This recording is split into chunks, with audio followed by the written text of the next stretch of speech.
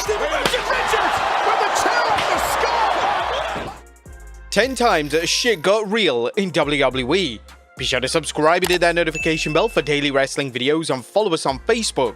Number 1. The Jackass Boys get taught a lesson. Now, this is one of the many instances where celebrity appearances can go wrong in WWE. Do you guys remember Jackass? This was that lovable MTV show where a bunch of, well, jackasses do extreme stuff for our amusement. Well, the Jackass crew came out to Raw to promote their upcoming movie, Jackass Number 2, and they were interrupted by the Samoan bulldozer, Umaga. Now, Steve-O didn't particularly take Umaga seriously from the beginning, which was the start of his downfall. Umaga came in, whooped some ass, and was supposed to leave, but the former WWE star noticed that Steve-O wasn't selling the beatdown. This is when Umaga went straight into shoot mode. Steve-O himself described this as the worst beatdown he's ever received, as Umaga killed him with a Samoan splash, but Steve-O just didn't get the memo that he had to sell the beatdown. So Umaga continued the beating to the point where even WWE officials had to cut the camera away. Umaga's former manager Armando Alejandro Estrada detailed the exact events that led to Umaga destroying the Jackass star on a Grill and JR episode. When we did the TV in Los Angeles, Steve-O and Chris Pontius were there from Jackass in the fall of '06. Steve-O got his ass beat shoot style on Raw because he wasn't supposed to laugh to the extent he did. So when he didn't adhere for the repeated request for him to stay down and sell, Umaga beat that MFer's ass, including legitimately stomping on his head and knocking him out. And when we got to the back, we went to thank those guys for working with us, and Steve-O said, "When are we up, guys?" He was so effed up, he'd already forgotten that we had done the deal. One thing's for sure, the Jackass crew certainly learned to sell moves in their next appearance in WWE. Number 2. CJ Parker and Kevin Owens.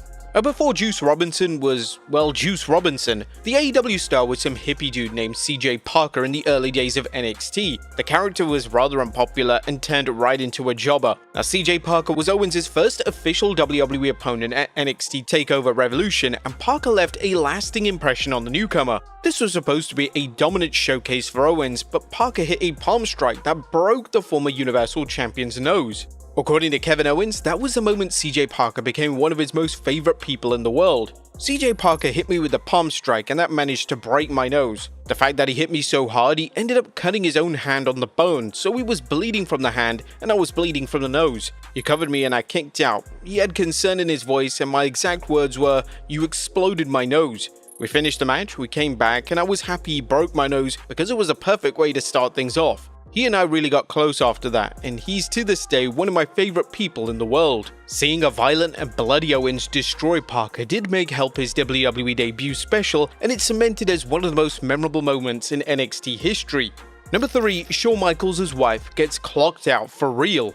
Shawn Michaels and Chris Jericho had the best feud of 2008. These two had an intense rivalry that got better every time they were in the ring. One of the more memorable moments was Jericho punching Shawn's wife right in the mouth. Now, on the surface, this seemed like a perfectly scripted moment captured on camera, but in reality, the former WWE star was never supposed to hit Rebecca. Jericho revealed a shocking truth in his book, The Best in the World at What I Have No Idea, saying earlier in the night we'd gone over the whole scenario and I timed my punch to stop right before I made any contact with her. I've thrown thousands of working punches, as we call them, but this one was a little more important because it wasn't another train worker I was swinging at, it was Shawn's wife we were talking about. In order to time it right, I told her not to move so I could judge the distance and throw the punch accordingly. Even though Rebecca had been in WCW for a short while working as Nitro Girl Whisper, she'd never wrestled or taken a bump as far as I knew. But that didn't matter because if I executed the punch perfectly, it was gonna look vicious. But I didn't execute it properly. The look on my face wasn't an act. I felt like the biggest piece of shit on the planet. I knew I was in trouble. I kept repeating over and over again, "I'm so sorry, man. I'm so sorry." The doctors tended to Rebecca as Shawn stared at me blankly like he wanted to kill me. Now, thankfully, Michael's thirst for Jericho's blood ended when Rebecca played off the serious moment by asking Jericho if that's all he had. It's possible that Rebecca knew that her husband had murder on his mind and wanted to ease the tension backstage. Although Jericho punching Rebecca was a complete accident, the moment perfectly helped this slimy heel character and added an unforgettable moment to a nearly perfect feud. Number 4. The Cobra is real. Jake the Snake Roberts and the Macho Man Randy Savage had a high-profile feud that put the WWE audience on a complete roller coaster ride. However, the most infamous moment was a snake bite to the Macho Man. Now, how do you fake a snake bite? Well, you can't. You have to have a real one. Now, this was a carefully planned segment that went off the rails because of the Macho Man himself. How? Well, it was because Jake was actually pissed at the WWE Hall of Famer. You see, the Macho Man wasn't happy about the stunt from the beginning. That's a natural reaction from any sane human being. The former WWE star confronted Jake backstage and questioned whether the snake had been devenomized. Jake assured Randy that it was, but the Macho Man didn't believe him. So Randy did what all wrestlers would do when they're about to be bitten by a snake, demand that Jake take a bite too. And begrudgingly, Jake took a bite from his own snake. Not just a quick bite, Jake had to wait 10 minutes so the poison could course through his veins. Randy ultimately deemed the stunt safe, but Jake was not a happy man about what he just did. Now, before the segment was going to take place, Jake was still pissed about what the Macho Man made him do earlier and purposefully smacked the angry snake. And when that snake latched on, it wouldn't let go. The Macho Man's screams during this segment were legitimate, and Jake was trying his very best to get the snake to latch off. Finally, after a grueling number of minutes, it finally let go. This was a wild scene that forever lives in the minds of those who witnessed it, though we're pretty sure that the Macho Man tried to erase it from his memory once the moment was over. Number 5. Braun and Brock at the Rumble. A beast versus a monster versus the monster among men? What could go wrong? That was the build match between Kane, Braun Strowman and Brock Lesnar. Strowman was at the height of his career and Vince McMahon was pushing him to be at the top, but the former WWE star realized that night that even a monster can be tamed. Now you see, Strowman got a little overzealous in his battle with Lesnar during the match, and the Beast Incarnate gave him a reality check with his fists. Strowman detailed the exact moment during his interview with Chris Van Vliet. I got a little overzealous with him, and he had to check me, and that's just, at the end of the day, it's two big dominant dudes out there going at it and things happen. This ain't ballet. I stiffed him on accident with a knee and he wasn't happy with it, so he clobbered me on the side of the head, and I like to think that I'm the only human on earth that's ever taken a right hand for Brock that didn't go night-night. I went 20 more minutes in the match, it didn't feel good. I mean, you see the slow motion, my skull moves and then the skin catches up. Brock Lesnar is a former UFC heavyweight champion who probably still believes that eating nails for breakfast is a must for any man, so it's no surprise that the former WWE champion's receipt will have you seeing stars for the rest of the day. And once the two got backstage, the beef was squashed. Number 6. Kofi clocks The Miz. Now, the former WWE champion Kofi Kingston was no stranger to the loudmouth of Cleveland, Ohio, but Kingston managed to shut him up for one night. The Miz and Kingston had a normal match on Monday Night Raw back in 2012 until Kofi gave him a surprise Trouble in Paradise that looked brutal. Unfortunately, Kofi misjudged the timing and space, but luckily for The Miz, he didn't get a concussion, but he had a nasty laceration that required a couple of stitches. Now, say what you want about The Miz, but the guy is one tough SOB. He got a concussion during his match against John Cena at WrestleMania 27 and still kept going. He even lost a tooth after AJ Styles backfisted him into Kingdom Come. But between these three incidents, that Trouble in Paradise was the hardest to watch. Number 7. Earthquake and Koji Katoa go at it. John Earthquake Tenta vs Koji Katoa is one of the strangest matches in wrestling history. But for those who weren't watching WWE around this time, this match was the Goldberg vs Brock Lesnar of the 90s. And we're not talking about the matches that they had at Survivor Series and WrestleMania 33. Now, for some backstory, WWE held a joint pay-per-view with Super World of Sports called Wrestle Dream on April 1st, 1991. The card was a Worlds Collide event that saw Bret Hart battle George Takano, and Hulk Hogan defended the WWE Championship against Yoshiaki Yatsu. Now honestly, the show was quite forgettable, except for the Earthquake vs Koji showdown. Now both were decorated sumo stars and legitimate tough men, but Koji clearly had a chip on his shoulder with John Tenta. Even before the match had started, John Tenta was worried backstage that this would turn into a legitimate shoot fight. And John Tenta was right. Koji no-sold a test their strength sequence when he got back in the ring, and Earthquake got frustrated with him as the match went along. Both men just couldn't get into sync, and that was all because of Koji. The match consisted of them smacking each other's hand and pacing around the ring. Earthquake even shouted that this was pro wrestling at one point in the match. The bout ended when Koji opted to kick the referee, causing the disqualification. Koji stormed out of the ring, grabbed a mic and shouted "wrestling is fake" before heading to the back.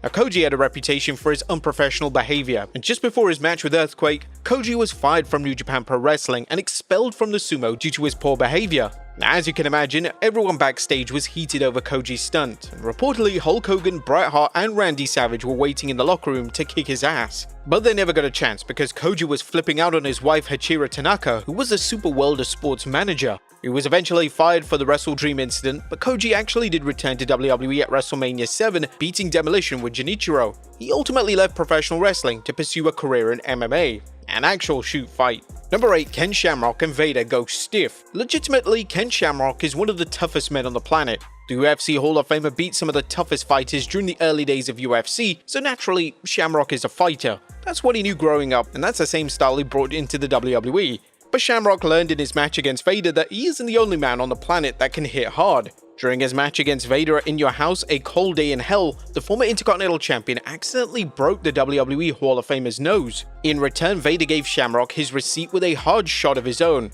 Everyone knows of the infamous chair shot that The Rock gave Shamrock. Well, during his interview with Chris Van Vliet, Shamrock explained that it reminded him of that very moment looking back.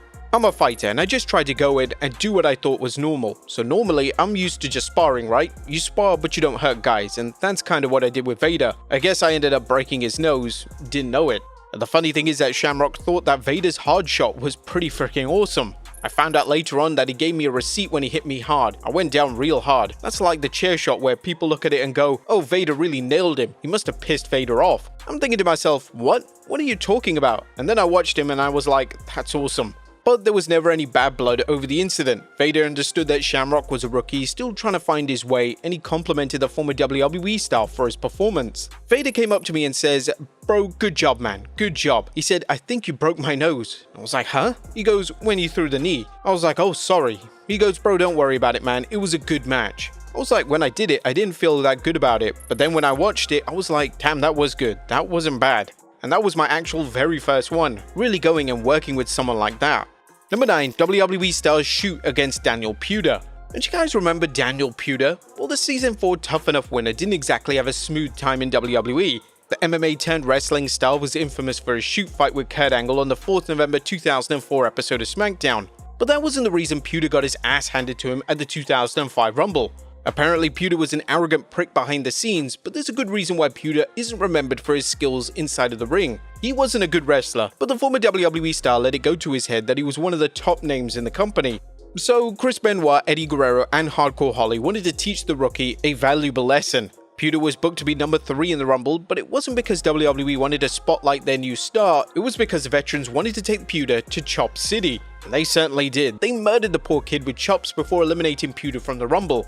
That was the last time he competed on the main roster. The former WWE star was sent to OVW because he was no Ken Shamrock. Puder was eventually released, and though he did wrestle for Ring of Honor and New Japan Pro Wrestling a bit, his career was never able to recover following that Royal Rumble match. Years after the hazing incident, Puder discussed that moment, and let's just say he didn't mince his words when he talked about Benoit, Guerrero, and Hardcore Holly.